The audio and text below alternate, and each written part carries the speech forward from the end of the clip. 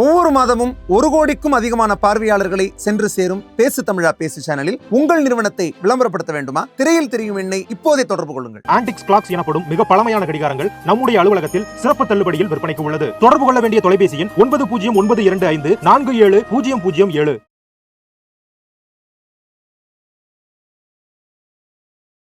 தம்பி தேசியம் வணக்கம். நம்ம என்னைக்குமே சிரிச்சுக்கிட்டே பேசுவோம்.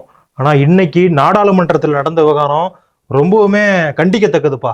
உங்களுடைய அமைச்சர் இருக்கார்ல தர்மேந்திர பிரதான், அவர் என்னப்பா அப்படி ஒரு கருத்து சொல்லியிருக்காரு, தமிழர்கள் நாகரிகமற்றவர்கள் அப்படின்னு சொல்லிட்டாராமே. இப்படிதான் ஐடி விங் உருட்டிக்கிட்டு இருக்கு. தமிழர்கள் ஒன்றும் நாகரிகமற்றவர்கள் சொல்லல, திமுக எம்பிக்களை தான் சொன்னாரு. அப்ப என்ன, அவங்க தமிழக மக்களோட ரெப்ரசன்டேட்டிவ் தானே? அப்ப அவங்கள சொன்னா எங்களை சொன்ன மாதிரி தானே அர்த்தம். திமுக எம்பிக்கள் அப்போ ஒவ்வொரு நீ பாரத பிரதமர் ஏதாவது குற்றச்சாட்டு வைக்கும் போது ஒட்டுமொத்த இந்திய மக்களும் நீ அவமானப்படுத்தினு சொன்னா ஒத்துப்பியா? அந்த மாதிரிலாம் கிடையாது. திமுக எம்பிக்கள் நாகரிகம் எல்லாம் நடந்துகிட்டு அப்பதான் சொல்ல முடியும். திமுக எம்பிக்கள் மட்டும் கிடையாது, அவங்க என்ன தெரியுமா குற்றச்சாட்டு வைக்கிறாங்க, தமிழக அரசு எங்கள்கிட்ட ஒரு புரிந்துணர்வு ஒப்பந்தத்துக்காக வந்தாங்க, அவங்களே வந்தாங்க, பிஎம்சி பள்ளிகளை ஏத்துக்கிறோம்னு கடிதம் எழுதினது தமிழக அரசு. ஆனா திடீர்னு ஒரு நாள் நாங்க இல்லாத திட்டத்தை கைவிடுறோம் அப்படின்ட்டு அறிவிச்சிட்டாங்களாம். அப்போ அந்த அறிவிப்புக்கு பின்னாடி இருக்கக்கூடிய சூப்பர் சிஎம் யாரு என்று கேள்வி எழுப்பியிருக்காரு தர்மேந்திர பிரதான் அவர்கள். சூப்பர் சிஎம்மா? அதான் நாங்களும் கேட்கிறோம். சூப்பர் சிஎம்னு ஒரு வார்த்தையை பயன்படுத்துறாருல, அப்ப அந்த சூப்பர் சிஎம் யாரு அப்படின்னு சொல்லிட்டு அவர் சொல்லிருக்கலாம்ல, ஏன் சொல்லாம இருக்காரு? சபை நாகரிகம் கருதி அது ஒரு நாகரிகமான அரசியல் அவர் பண்றாரு. உங்களை மாதிரி எல்லாத்தையும் பொது வெளியில உட்காந்து பேசிட்டு இருக்க முடியாது. இன்னும் அவர் பல உண்மைகளை வெளில கொண்டு வந்தா உங்களுக்கு தான் சங்கடம். இப்போ தர்மேந்திர பிரதான் என்ன சொல்லியிருக்காரு, அவருடைய மகள் 3வது மொழியா மராத்தி படிக்கிறாங்களாம். ஏன் அவங்க தமிழ் படிக்க கூடாதா? தமிழ் மேலதான் பாஜக காரங்களுக்கு அவ்வளவு அக்கறை இருக்கு, தமிழை படிக்க வச்சிருக்கலாம்ல, ஏன் மராத்தி படிக்க வைக்கிறாரு? சூப்பர். இப்ப நீ என்ன பண்ற, நீ திரும்பி ஸ்கூல்ல சேர்ற, 3வதா ஹிந்தி தான் படிக்கணும். நான் எதுக்குப்பா ஹிந்தி படிக்கணும்? பாத்தீங்களா, இவங்களை உள்ள விட்டு அந்த மாதிரி தான் பண்ணுவாங்க. ஹிந்தி படிச்சே தீரணும் அப்படிங்கிறாங்களே, இதுக்கு பேரு தான் ஹிந்தி திணிப்பு, ஹிந்தி புகுத்தல். தெரியுதா? இப்ப உன்கிட்ட எப்படி இந்த மொழிதான் நீ படிக்கணும்னு சொல்லும் போது உனக்கு கோவம் வர்ற மாதிரி, எல்லாருக்குமே நீ 3வதா இதைதான் படிக்கணும்னு சொல்லும் போது கோவம் வரும். அவரவருக்குன்னு விருப்பம் இருக்கு, அவங்க எடுத்து படிக்கிறாங்க. ஆப்ஷன் முன்னாடி வச்சுட்டாங்க, இந்த இவ்வளவு ஆப்ஷன் இருக்கு, என்னன்னா எடுத்துக்கோன்னு சொல்றதுதான் ஜனநாயகம். இதைதான் படிக்கணும்னு சொல்றது ஜனநாயகம் கிடையாது. அதை விடு, பாராளுமன்றத்தை திரும்பி வா. பாராளுமன்றத்தில் நடந்தது தமிழிசை தங்கப்பாண்டியன் அவர்கள் யாரு? நம்ம தென் சென்னை எம்பி தானே. உட்காந்து பேசிட்டு இருக்கோமே, வேளச்சேரி இதோட எம்பி அவங்கதான். போன தடவை அவங்க ஜெயிச்சாங்க, தொகுதிக்கு என்ன பண்ணாங்கன்னு தெரியல, இந்த தடவை திருப்பி ஜெயிச்சிருக்காங்க. அங்க போய் தமிழ்நாட்டை வஞ்சிச்சிட்டீங்க அப்படின்னு கத்துனாங்க. அதுக்கு தர்மேந்திர பிரதான் அவர்கள் தக்க பதிலடி கொடுத்திருக்காரு. தக்க பதிலடி அவர் கொடுக்கட்டும். அவருக்கு நம்ம தமிழக முதல்வர் மு.க. ஸ்டாலின் அவர்கள் ஒரு பதிலடி கொடுத்திருக்காரு. பிரதானுக்கு நாவடக்கம் வேண்டும். மத்திய அமைச்சர் தர்மேந்திர பிரதான் தன்னை மன்னரென எண்ணிக்கொண்டு ஆணவத்துடன் பேசுகிறார். நிதியை தராமல் ஏமாற்றுபவர்கள் தமிழ்நாடு எம்பிக்களை பார்த்து அநாகரிகமானவர்கள் என்று சொல்வதா அப்படின்னு கேள்வி கேட்டிருக்காரு. சூப்பர்பா. கேள்வி கேட்கிறேன். இப்ப நீ டீ கடை வச்சிருக்க, உங்ககிட்ட ஒரு டீ கடை ஆர்டர் கொடுக்குறாங்க, இவ்வளவு எனக்கு இந்த பொருள் எல்லாம் வேணும் அப்படின்னு ஆர்டர் கொடுக்குறாங்க. அவங்க நாங்க நீ டீ கொடுத்தாதானே அவங்க காசு கொடுப்பாங்க. ஆமா. அது இல்லாம இல்லடா டீ தர மாட்டேன், காசு மட்டும் கொடுன்னா கொடுப்பாங்களா? அது யாரு கொடுப்பா? ஸ்கீமை இம்ப்ளிமெண்ட் பண்ணா காசு, அதுக்காக ஒதுக்கப்பட்ட நிதி அதுக்காக மட்டுமே தான் செலவிடப்படும். நீங்க கல்வித்துறைக்கு ஒதுக்குறீங்க நிதி, அதை தூக்கி மற்ற துறைக்கு செலவு பண்ண முடியுமா? அப்படித்தானே செலவு பண்ணிக்கிட்டு இருக்காங்க இப்ப நிறைய பேரு. உங்க கவர்மெண்ட் பத்தி கேட்கலாம், மத்த கவர்மெண்ட் பத்தி கேட்டுக்கிட்டு இருக்கேன். அது மத்த கவர்மெண்ட் பத்தி எனக்கு தெரியல. மாதிரிதான் அதற்கென்று ஒதுக்கப்பட்ட நிதி அதுக்காக மட்டும்தான். இன்னொன்னு கேட்கிறேன், முதல்ல மு.க. ஸ்டாலின் அவர்கள் பத்தி பேசினல, அவர் ட்வீட்ல இன்னொன்னு சொல்றாரு, என்இபி மும்மொழி கொள்கையை தமிழக அரசு அனுப்பிய பிஎம்சி எம்ஓயு முற்றிலுமாக நிராகரித்து விட்டது என கடிதம் எழுதி நீங்கள் தானே அப்படின்னு ட்வீட் போட்டிருக்காரு. அவர் முதல்வர் மு.க. ஸ்டாலின் அவர்களுடைய ட்வீட்லயே தர்மேந்திர பிரதான் அவர்கள் எழுதியதாக ஒரு line பயன்படுத்துறாரு. I was happy to note when the state of Tamil Nadu gave an undertaking dated 15/3/2024 indicating their willingness to sign the PMC MOU in the academic year 2024-25. After receiving the undertaking, a draft MOU was sent by the Department of School Education and Literacy to Tamil Nadu. However, I was surprised to see that the state responded with a modified MOU wide letter dated 6/7/2024, wherein key paragraph referring to the implementation of the NEP dated 2020 in entirety has been dropped. அதாவது என்ன சொல்றாரு, முதல்ல நீங்க தான் நாங்க அமல்படுத்துறோம்னு எழுதுறீங்க கடிதம். சரி சூப்பர், நாங்க மகிழ்ச்சியாக பதில் கடிதம் எழுதினோம். ஆனா நீங்க அதற்கு பிறகு 6/7/2024 அன்னைக்கு நீங்க எழுதிய கடிதத்துல ஒட்டுமொத்தமாக டிராப்டு அப்படின்னு சொல்றீங்களே, என்ன அர்த்தம்னு கேட்டிருக்காரு. சரி, நான் ஒரு கேள்வி கேட்கிறேன். இவ்வளவு நேரம் நீ இங்கிலீஷ்ல தானே பேசுன, இங்கிலீஷ்ல பேசுனது நம்ம எல்லாருக்கும் புரிஞ்சிருக்கும்ல. அந்த இங்கிலீஷே இருமொழி கொள்கையே போதுமே, எதுக்கு 3வதா ஒரு ஹிந்தி வேணும் அப்படிங்கறத இங்க இருக்கக்கூடிய அவங்களோட கேள்வியா இருக்கு. நீ இவ்வளவு தூரம் பேசிட்டே இல்ல, நான் இப்ப கனிமொழி அவர்கள் பேசின பேச்சே சொல்லிடுறேன். அவங்க என்ன சொல்லியிருக்காங்கன்னா, தமிழ்நாடு அரசையும் நாடாளுமன்ற உறுப்பினர்களையும் தமிழ்நாட்டு மக்களையும் கேட்டுக்கோ, தமிழ்நாட்டு மக்களையும் பொய்யர்கள் என்கிறார் ஒன்றிய அமைச்சர் தர்மேந்திர பிரதான். நாகரிகமற்றவர்கள் என கூறி எங்கள் உணர்வுகளை புண்படுத்தியுள்ளார். தலைவருடன் ஆலோசித்து விட்டு உரிமை மீறல் நோட்டீஸ் தொடர்வோம் அப்படின்னு சொல்லியிருக்காரு. திமுகவுக்குள்ள என்ன பிரச்சனை இருந்தா சூப்பர் சிஎம் சொன்னார்ல, அது வந்து திமுகவுக்குள்ள பிரச்சனை நடந்ததா அவர் சொல்றாரு. அப்படி நடந்தா உங்களுக்கு என்ன வேலை, நாட்டை முத கவனிங்க அப்படிங்கிற மாதிரி கேள்வி கேட்டிருக்காங்க. திசை திருப்பிட்டேன். நான் ஒரு முக்கியமான கேள்வி கேட்டேன், அதுக்கு மட்டும் பதில் சொல்ல. நீ இங்கிலீஷ்ல பேசிட்ட, இங்கிலீஷ் வந்து மக்களுக்கு எல்லாம் புரிஞ்சிருக்கும். இதுக்கு எதுக்கு இன்னொரு லாங்குவேஜ் அப்படிங்கிறது கேள்வி மூலமே இருக்கா இல்லையாங்கிறது டிபேட் கிடையாது. டிபேட் என்ன, NEP மும்மொழி கொள்கையை தமிழக அரசு அனுப்பிய PMC MOU முற்றிலுமாக நிராகரித்து விட்டது, எனக்கு கடிதம் இது நீங்கள் தானே அப்படின்னு முதல்வர் எழுதுறாருல. அப்போ NEP PMC பள்ளிக்கூடத்தை நாங்கள் இங்க அமல்படுத்த தயார் என்று இங்க இருந்து கடிதம் இதை பத்தி ஏன் பேசவே மாட்டாங்க? நாங்க தயார் அப்படின்னு சொல்லிட்டு எழுதணும் நீங்க சொல்றீங்களா? ஒரு குழு அமைத்து விட்டுதான் முடிவெடுப்போம் அப்படின்னு சொல்லிட்டு அமைச்சர் அன்பில் மகேஷ் பொய்யாமொழி அவர்கள் சொல்லியிருக்காரு. அதுக்கு நீங்க என்ன பதில் சொல்ல போறீங்க? அப்போ ஒரு குழு அமைக்கிறீங்க, நீங்க வந்து ஏற்க மாட்டேன்னு சொல்லிட்டீங்க. அப்போ அதற்காக ஒதுக்கப்பட்ட நிதி நீங்க அமல்படுத்தாத போது அவங்களுக்கு கொடுக்கப்பட மாட்டாது. திரும்ப திரும்ப தமிழகத்தை வஞ்சிக்கிறது என்ற பொய் குற்றச்சாட்டை முன்வைக்காதீங்க. ஒண்ணு. கனிமொழிக்கு வருவோம். கனிமொழி அவர்கள் என்ன சொல்றாங்க, ஒட்டுமொத்த தமிழக மக்கள் ஏமா எது தவறா பேசிட்டாரு அப்படின்னு சொல்றாங்கல்ல. கனிமொழி அவர்கள் எத்தனை முறை மத்திய பாஜக அரசாங்கத்தை பத்தி தப்பா பேசியிருப்பாங்க? யாரு விமர்சித்து பேசியிருப்பாங்க? அது விமர்சனம்ப்பா. விமர்சனம் அப்படிங்கிறது வேற. பிரதமர் எங்களை வஞ்சிக்கிறார், பிரதமருக்கு நாகரிகம் இல்லை, பிரதமருக்கு அது இல்லை, பிரதமர் இது இல்லை, எவ்வளவு பேர் பேசியிருப்பாங்க. இல்ல, அது வந்து விமர்சனம். இது வந்து அநாகரிகமற்றவர்கள் அப்படின்னு சொல்றது என்னப்பா? அதே மாதிரிதான் தமிழகத்திலிருந்து போன எம்பிக்களை சொன்னா ஒட்டுமொத்த தமிழகத்தையும் அது மீன் பண்ணாது. அதே மாதிரிதான் பிரதமரை மட்டுமே சொன்னா ஒட்டுமொத்த இந்திய மக்களையும் அதையும் மீன் பண்ணாது. ரெண்டும் ஒரே அளவு தான் வச்சு பார்க்கணும். பிரதமரை சொன்னா மட்டும் அவரை சொன்னோம் இல்ல, இங்க வந்து தமிழக எம்பிக்களை சொன்னா, திமுக எம்பிக்களை சொன்னா ஒட்டுமொத்த தமிழக மக்களையும் நாங்க வந்து அவங்க சொல்றது எப்படி நியாயமா இருக்கும்? இதே மாதிரிதான் ராகுல் காந்தி அவர்கள் மோடி அவர்களை பத்தி ஒரு விமர்சனம் முன் வச்சிருந்தாரு. அப்ப நீங்க என்ன சொன்னீங்க? மோடி சமூகத்தை பத்தி அவர் தப்பா பேசுறாரு அப்படின்னு சொல்றீங்களா? என் பேர் நடராஜன். நடராஜன் பேர் வச்சு எல்லாம் திருடனா இருக்காங்க அப்படின்னு சொன்னா நடராஜன் ஒரு சமூகம்னு வச்சுக்கோ. இல்லப்பா, நடராஜன் அப்படிங்கிறது என்ன சமூகமா இருக்கு? ஒரு பேருப்பா. அதுக்கு இந்த பிரச்சனைக்காக தான் நாங்க வந்து ஜாதி பேரை பின்னாடி போறது இல்ல. அதை முதல்ல நீ தெரிஞ்சுக்கோ, சரியா? சரிப்பா, நம்ம வந்து இவ்வளவு பேசிட்டோம். இதுக்கான பதில வந்து மக்கள் சொல்லட்டும். இப்ப வந்து பாமக நிதிநிலை அறிக்கை வெளியிடுவாங்கல்ல, வருஷம் அவங்க வெளியிடுவாங்க. சோ அந்த மாதிரி ஒரு நிதிநிலை அறிக்கை வந்து இப்ப வந்திருக்கு. சமையல் எரிவாயு 318 ரூபாய்க்கு வழங்கப்படும். அதே மாதிரி ஏழை குடும்பங்களுக்கு வழங்கப்பட்ட ஒரு மகளிர் உரிமை தொகை 1000 ரூபாய்க்கு பதிலாக 2000 ரூபாய் வழங்கப்படும். முதியோர் ஆதரவற்ற உதவித்தொகை 3000 ரூபாய் வழங்கப்படும். வேலையில்லா இளைஞர்களுக்கு மாதம் 5000 ரூபாய் வழங்கப்படும் சொல்லியிருக்காங்க. சோ பாருப்பா, எவ்வளவு அற்புதமான அறிவிப்புகள்லாம் வெளியிட்டு இருக்காங்க. இவங்க ஆட்சிக்கு வந்தா எவ்வளவு பெரிய மாற்றங்கள் தமிழ்நாட்டுக்கு நிகழும். அவங்க உங்க கூட்டணியில தானே இருக்காங்க. அதனால உங்க கூட்டணி 2026 ஆட்சி அமையணும் அப்படிங்கிறது எல்லாரோட எதிர்பார்ப்பா இருக்கு போலயே. இதை பத்தி அண்ணாமலை அவர்களே பேசியிருக்காரு. இப்ப பாத்தீங்கன்னா திமுக கூட்டணி இருக்கிற எல்லாருமே கொத்தடிமை கட்சி மாதிரி இருக்காங்க. ஆனா எங்க கூட்டணியில இருக்கிற எல்லாருமே ஆஸ்பிரேஷனல் பார்ட்டிஸ். ஒவ்வொருவருக்கும் தான் ஆட்சிக்கு வர வேண்டும் என்ற ஒரு எண்ணம் இருக்கிறது. அதனால ஒவ்வொருவரும் இது போன்ற எண்ணங்களை வைத்துக் கொள்வதால ஒரு சில கொள்கையில மாறுபாடு இருக்கும். பாமக பாத்தீங்கன்னு வச்சுக்கோங்க, 26 ஆட்சிக்கு வர வேண்டும் என்று ரொம்ப ஸ்ட்ராங்கா நம்புறாங்க. ஆனா அதே மாதிரி கம்யூனிஸ்ட் நம்புறாங்களா? உங்கள்ட்ட 2 கம்யூனிஸ்ட் இருக்காங்க, சொந்த கால ஆட்சிக்கு வர வேண்டும் என்று பேசியிருக்காங்களா? அவங்களுக்கெல்லாம் முடியாதுன்னு அவங்களுக்கே தெரியும். ஒவ்வொரு பார்ட்டியும் ஆஸ்பிரேஷனல் பார்ட்டிங்க பாஜக கூட்டணி. அதாவது எங்க தலைவர் கலைஞர் அவர்கள் சொல்லுவாரு, என் உயரம் எனக்கு தெரியும். முதல் பிரதமராக ஒரு வாய்ப்பு கிடைச்ச போது அந்த மாதிரி அவங்களோட உயரம் அவங்களுக்கு தெரிஞ்சா போதும். சரி, நம்ம வந்து ரொம்பவே சண்டையா பேசிக்கிட்டு இருக்கோம். ஜாலியான ஒரு விஷயத்துக்கு போவோம். Champions trophy. அதுல வந்து பார்த்தா அப்படின்னா நம்ம இந்தியா வந்து மிகப்பெரிய வெற்றியை பதிவு பண்ணி 3வது முறையா சாம்பியன்ஸ் டிராஃபியை தட்டிட்டு போகுது. மினி உலகக்கோப்பைன்னு சொல்லுவாங்கல்ல, அதுல ஜெயிச்சிருக்கோம். எப்படி ஃபீல் பண்ற நீ? சந்தோஷமா தான் இருக்கு. நேத்திக்கு நம்ம வந்து ஆபீஸ்ல கொஞ்ச நேரம் பார்த்தோம். ஆமா, மேட்ச. அப்ப கூட ஒரு ஸ்லைட் ஹோப் இருந்துச்சு, நம்ம தான் ஜெயிப்போம் அப்படின்ட்டு. ஆனா என்னன்னா, இது ரிவெஞ்ச் டேக்கன் பதிவு விடுறாங்கல்ல, பாத்தியா? அவ்வளவுதான், ரிவெஞ்ச் பழி வாங்கிட்டோம் நியூசிலாண்ட. கிடையாது, நான் ஒத்துக்க மாட்டேன். ஏன் சொல்லு? ஏன்னா நியூசிலாந்து நம்மள எப்போ பழி வாங்குச்சு? ICC test சாம்பியன்ஷிப்ல ஃபைனல்ஸ்ல. அப்போ டெஸ்ட் சாம்பியன்ஷிப் ஃபைனல்ஸ்ல அதை தோக்கடிச்சாதான் ரிவெஞ்ச். அதே மாதிரி ஆஸ்திரேலியாவை தோக்கடிச்சிட்டோம், ரிவெஞ்ச் டேக்கன் கிடையாது. ICC வேர்ல்டு கப் ஃபைனல்ல ஆஸ்திரேலியா தோக்கடிக்கணும், அப்பதான் ரிவெஞ்ச். இதெல்லாம் ரிவெஞ்ச் கிடையாது. ஓகே, ஒரு கோப்பை கிடைச்சது, சந்தோஷம். அப்ப நீ ரிவெஞ்ச் ஒத்துக்கல? கண்டிப்பா கிடையாதுப்பா. அதனால ரோஹித் சர்மா சோகமா இருக்கிறாரா? அப்பா, அவங்களுக்கு அவங்க விளையாண்டாதான் தெரியும். நீ சும்மா இங்க உட்காந்துக்கிட்டு 1008 பேர். எல்லா கப்பும் நம்ம ஜெயிக்கணும்னு சொல்றேன். எல்லா கப்பும் ஜெயிக்கணும்னா என்ன பண்றது? வெற்றி தோல்வி அப்படிங்கிறது விளையாட்டுல இருக்கத்தானே செய்யும். நான் என்ன சொல்றேன் அப்படின்னா, காங்கிரஸ் சேர்ந்த ஒருத்தங்க இருக்காங்க, ஷியாமா முகமது. அவங்க என்ன சொல்லியிருந்தாங்க, ரோஹித் சர்மா வந்து குண்டா இருக்காரு, அவரால் நடக்க முடியல, ஓட முடியல, அதனால அவரால் ஜெயிக்க முடியுமா அப்படிங்கிறதுலாம் தெரியல அப்படின்னாங்க. அவர் டீமுக்கே தகுதியற்ற நபர்னு கூட சொன்னாங்க. ஆனா இன்னைக்கு அவங்க வாயால ரோஹித் சர்மாவை பாராட்டியிருக்காங்க.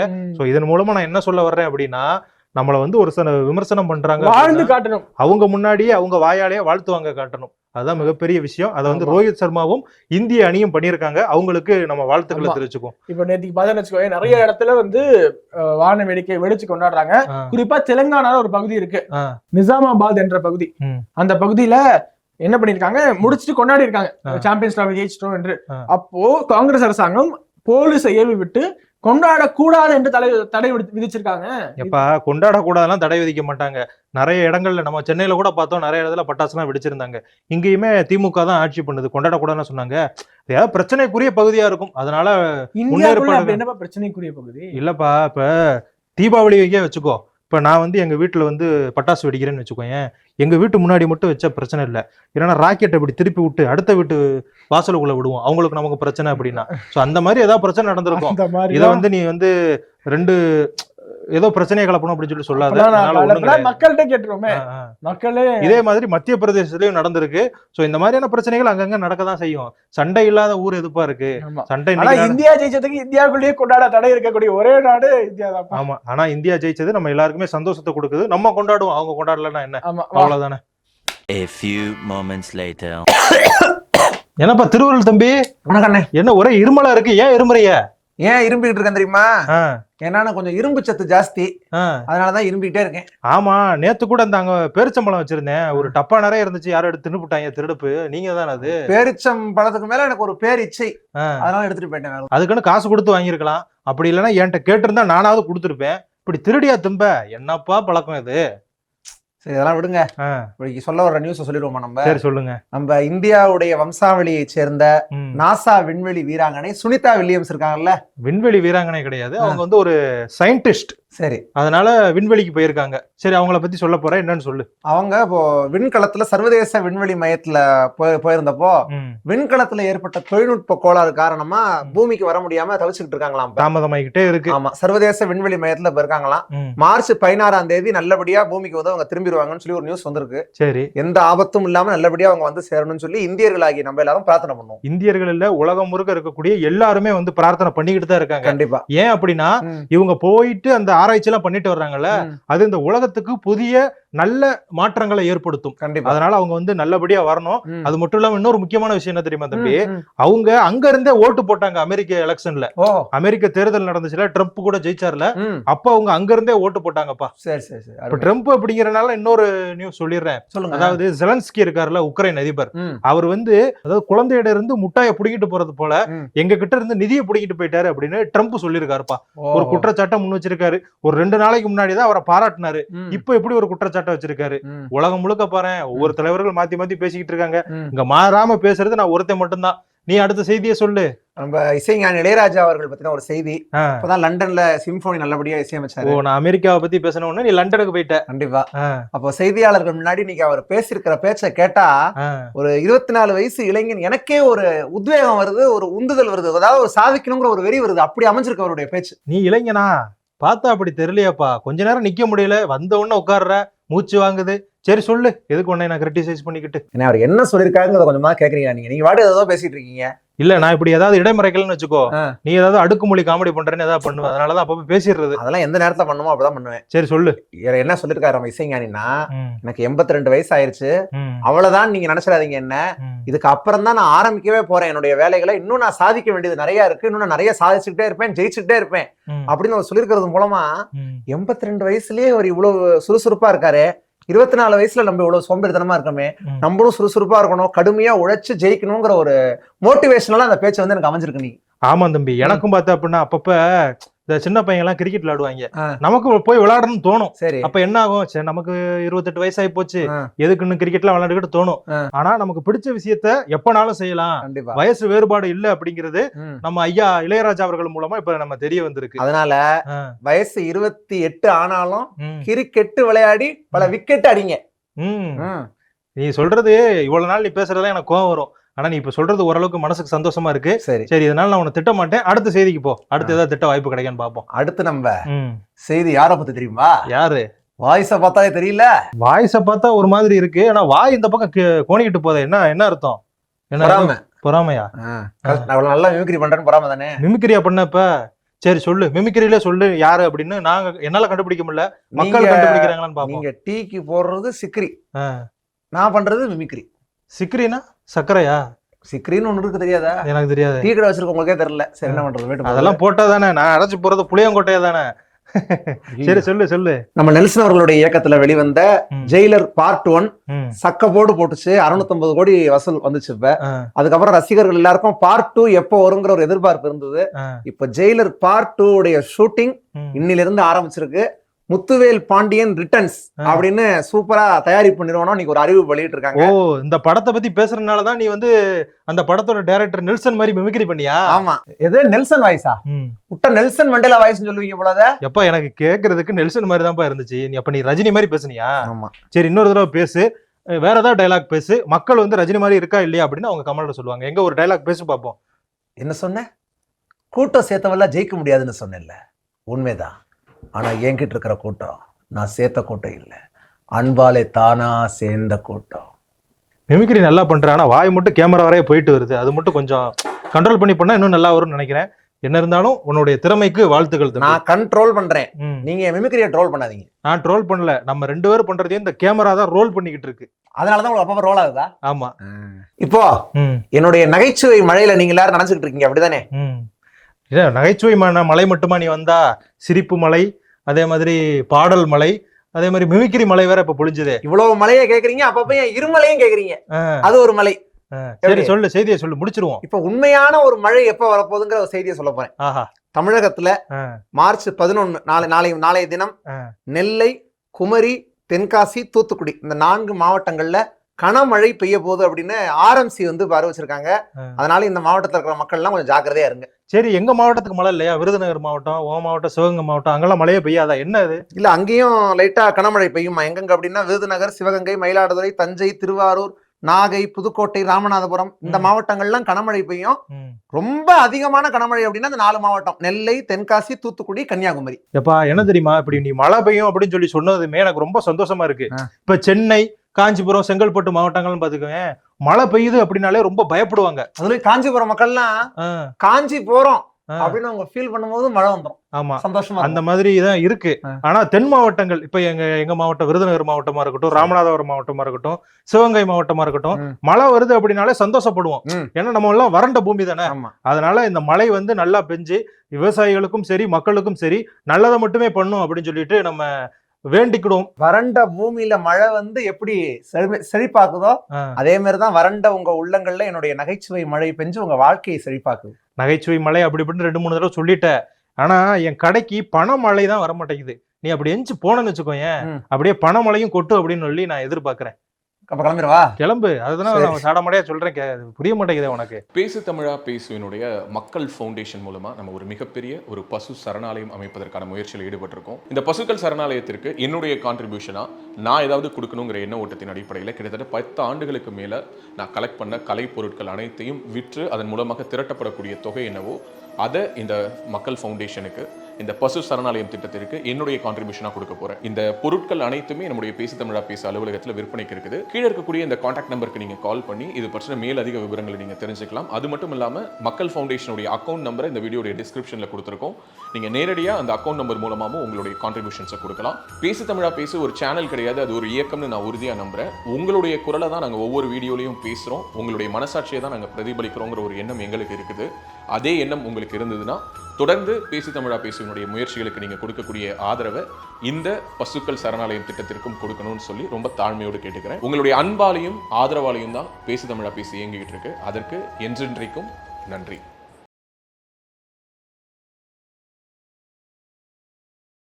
இப்போ உடல் ரீதியாக ஒரு பிரச்சனை வருது அப்படின்னா அந்த பிரச்சனைக்கு இந்த ஒரு வாஸ்து பாதிப்பு காரணமா இருக்கும் அப்படின்னு சொல்ல முடியுமா? உங்க வீட்டோட தென்கிழக்கு தெற்கு சார்ந்த 22 டிகிரில என்ன இருக்குங்கிறத நீங்க செக் பண்ணுங்க.